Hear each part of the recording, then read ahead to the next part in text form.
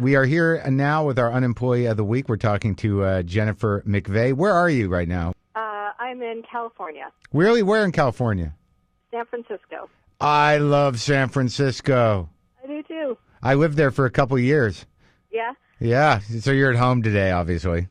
I'm at home today. Yeah, I get to figure out what goes on here during the day. The cats pretty much do the same stuff at night as they do during the day, though, so it's not been that exciting. I think that's why we have them, to remind us how good life can be. That's true. I've got one sleeping right beside me anyway. Now, what was the job that you held?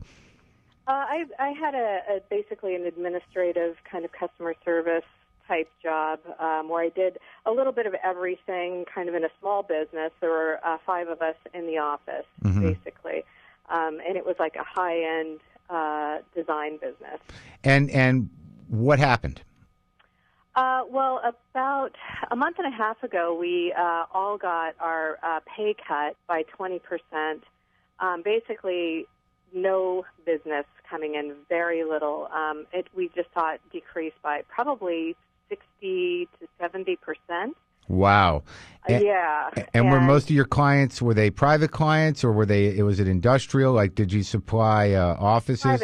Private clients, yeah. So people remodeling their homes.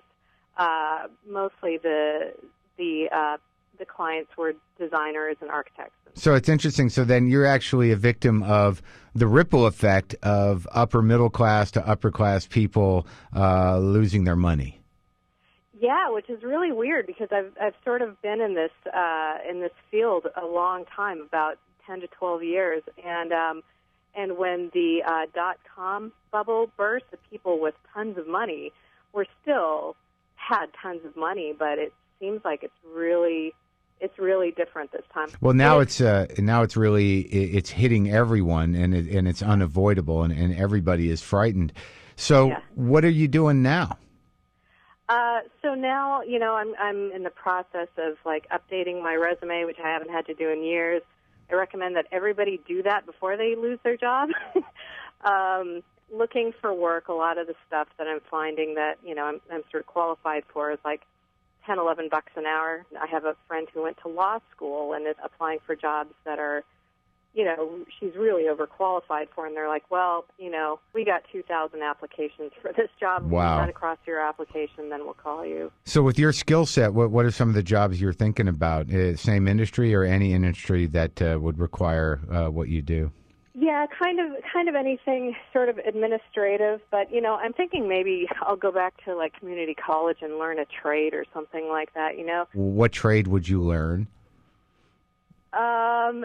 Probably something to do with some sort of maybe construction or welding or something like that. Something that would be useful.